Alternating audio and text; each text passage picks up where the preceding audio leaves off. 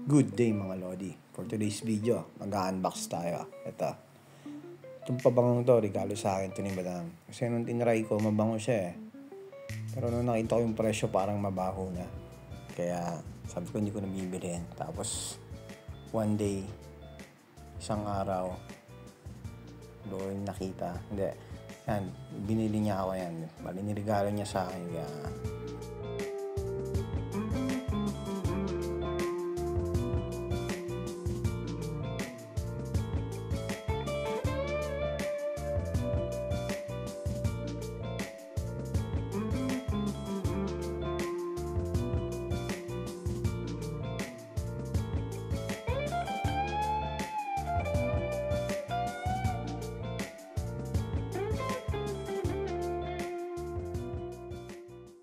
kung gusto niyong bumbang yung asawa niya, diligadoon niya ng pabango. Napakasimple.